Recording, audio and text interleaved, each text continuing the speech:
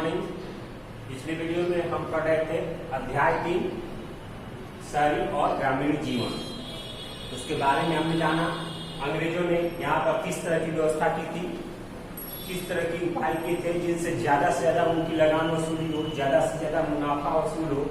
किस तरह की व्यवस्था उन्होंने अलग अलग क्षेत्रों में की थी, मालवाड़ी व्यवस्था, रैयतवाड़ी व्यवस्था, स्थायी बंदोबस्ती, नील की खेती, नील किसानों का विद्रोह। इन सारी बातों को हमने जाना है और समझा है। अब इसका आप लोगों को प्रश्नोत्तर है, प्रश्नोत्तर करना है। प्रश्नोत्तर में सबसे पहला क्वेश्चन है, बिहार के में अंग्रेजों के समय किस तरह की भूमि व्यवस्था अपनाई गई थी। किताब आप लोग साथ में लेके बैठिएगा तो आपको ज्यादा समझना है। तो इसका आंसर होगा क अस्थायी बंदोबस्ती, यानी एक का होगा क अस्थायी बंदोबस्ती। दूसरा क्वेश्चन है, अंग्रेजों के आने के पहले भूमि का मालिक कौन होता। इसका भी क होगा जमींदार, क्योंकि राजा भी होते थे लेकिन राजा के द्वारा जमींदारों को वो दी गई थी पावर, जिसको बोलते हैं शक्ति प्रदान की गई थी कि आप इसको देखिए और इससे जो भी मुनाफा होता है लगान होता है वो दीजिए।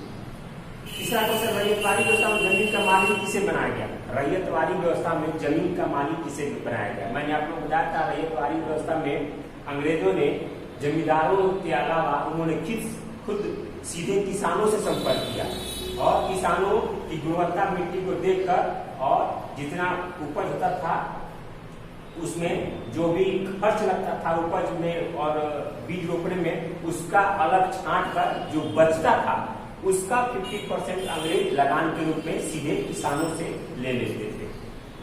ये आपको रैयतवाड़ी व्यवस्था थी। तो इसका आंसर होगा क।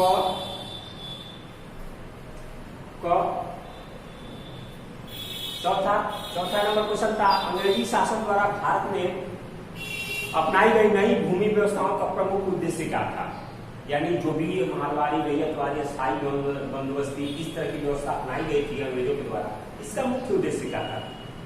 इसका मुख्य उद्देश्य था भारत में अपनी शासन को वो मजबूत बनाना, अपनी साम्राज्यवाद को मजबूत बनाना। तो इसका आंसर होगा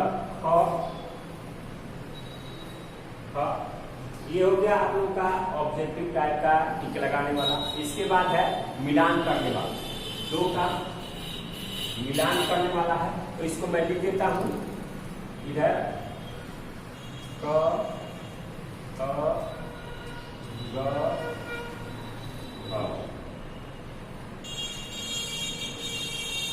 आपको इधर भी क ख ग ये लिखा है, इसको भी हम लिख देते हैं इधर क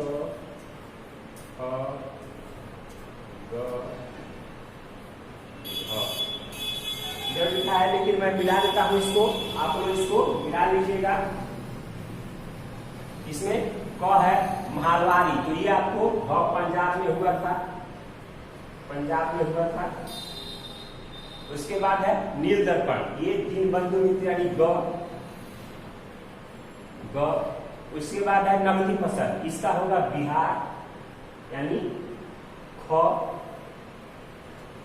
और घ है अस्थायी भूमि व्यवस्था, इसका होगा 1793। ये आपको मिलान करने वाला है। इसके बाद क्वेश्चन दिया है, अंग्रेजी शासन के पहले भारतीय भूमि व्यवस्था एवं लगान प्रणाली के विषय में आप क्या जानते हैं।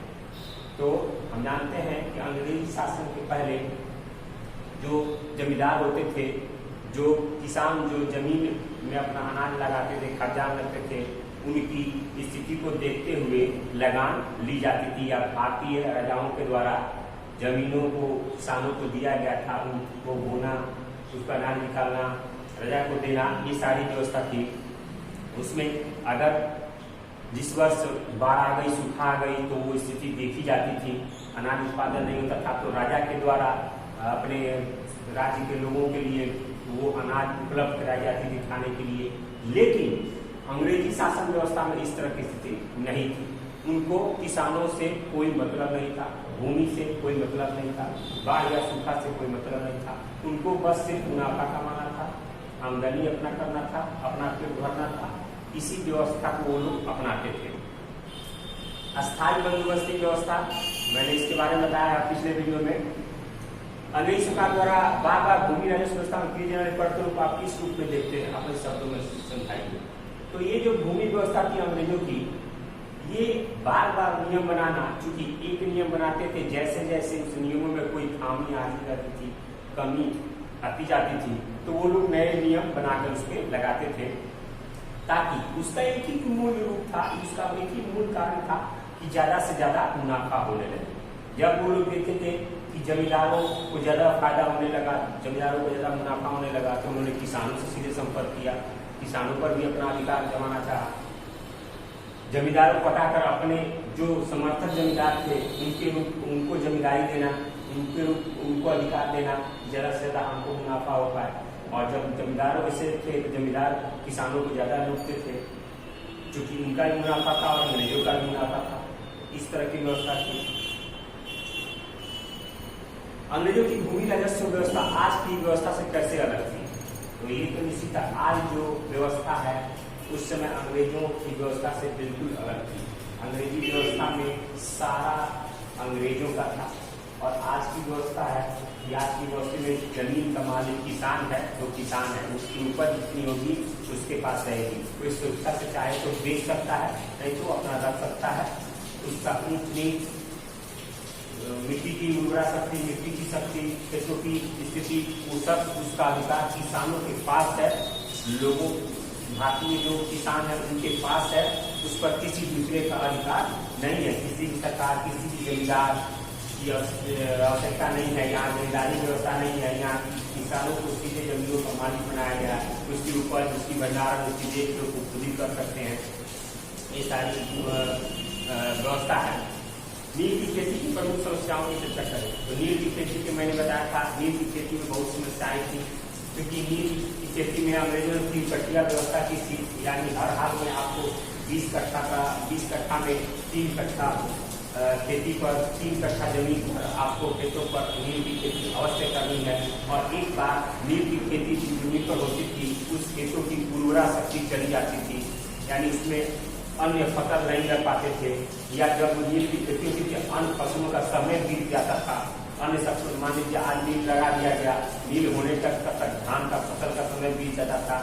इस तरह की समस्याएं थी जो नील की किसानों के लिए बहुत ज्यादा समस्या उत्पन्न करती थी, और खाद्यान्न की कमी रहती थी, और धीरे धीरे उनको भुखमरी का शिकार होना पड़ता था, या तो उसके लिए कर्ज लेना पड़ता था, नहीं तो अपना जमीन गिरवी रखना पड़ता था महाजनों के पास। इस तरह की जो समस्याएं उसमें काफी थी।